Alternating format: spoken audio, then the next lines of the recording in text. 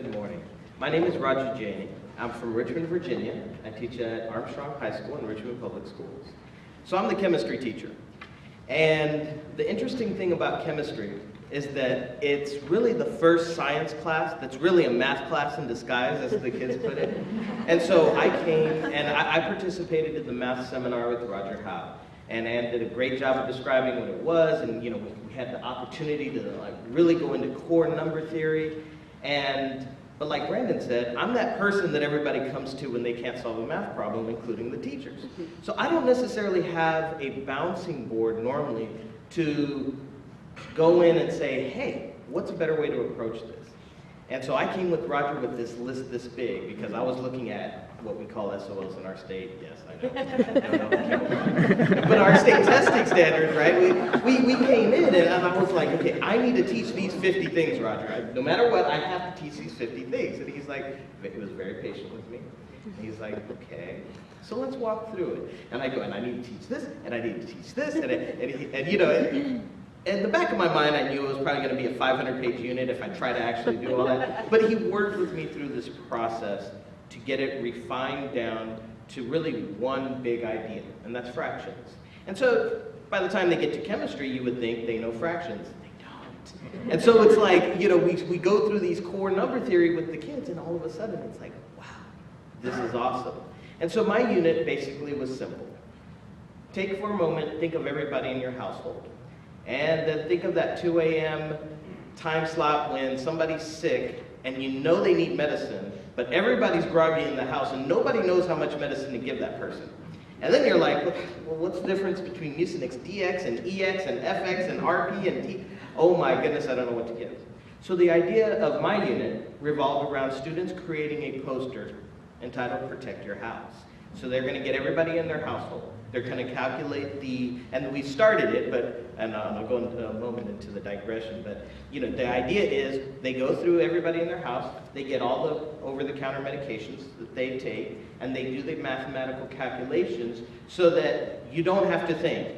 You can see the symptoms, and it's a customized chart developed for the child that gets to sit in their house.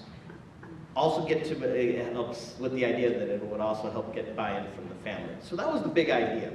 And so by the time the unit was done, it was very compressed and it had some really good core number theory. And I went to school and I'm like, all right, we're gonna do this. And I was like, wow, this is a lot harder than it appears. Because, it's easy to teach high-end mathematics assuming there's this great foundation. But, going back to why does 1 divided by 1/2 really equal 2? And, really those ideas has been taking a lot longer. Also, once the kids get it, they're coming to me with, I think children come up with these I think the Percocet is at the wrong dosage, Mr. Jaini. Look at this. And then I found the absorption chart, and I'm like, oh, this is not good. And is this why my mom doing it? It's like, let's focus on the chemistry and the math of it, and then y'all can have that discussion in how. So there's okay. So it's been a very exciting experience. And I guess in a nutshell, that represents what we do every time we, the teachers, come up here. It's a group of high-performing teachers that, and I mentioned this to all our visiting faculty, visiting district people, visiting board members. We are the teachers that are always getting recruited from other districts. This is the kind of program that keeps us teaching. Why would I go to another district for some fancy title or to even move up when I get the opportunity to really change the life of children? And really, at that fundamental level, we have a duty to do that, and we all know it. If we would not teach where we are at if we didn't believe in what we do. But we are few in number, and we need more of us. So I'm always having this conversation. I'm always trying to recruit other teachers. And it's funny because everybody laughs like, you're never going to get a teacher from that. We have some neighboring districts that are really high-performing districts. And I am always trying to recruit because all I need is one teacher to come. So today, actually, I kind of wanted to throw a sales pitch out there for everybody. That neighboring school district that has those high-performing teachers, a lot of those teachers are tired of bureaucracy. And they're looking for innovative programs. So we have this program in our district. So what a great idea. You can go out and talk to them and tell them, look, how awesome would it be if you got to go to Yale? And actually, we're developing this program locally. So you would actually get to do authentic research in your own district. Learn from some of the key professors in a collaborative, truly collaborative format where they're like your peers and really help you build something innovative for your classroom, and you get the opportunity to implement it. And by the way, like the local, even at a local level, I was talking to Ray yesterday, and he came up with this idea, and I was like, oh my gosh, I mean, the ideas for seminars that are developed locally, you know, are just awesome.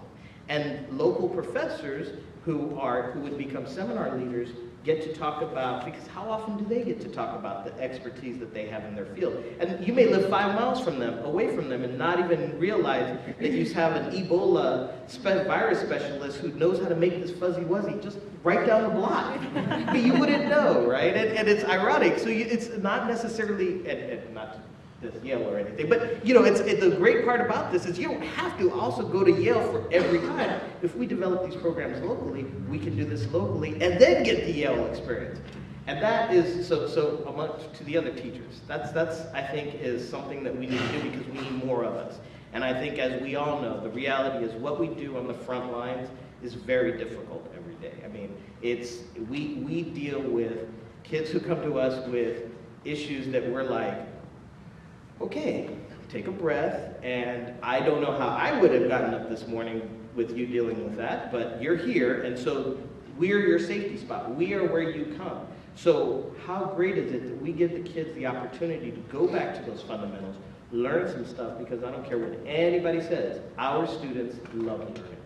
So to everybody who supports this program, thank you, thank you, thank you, and please continue to support it more.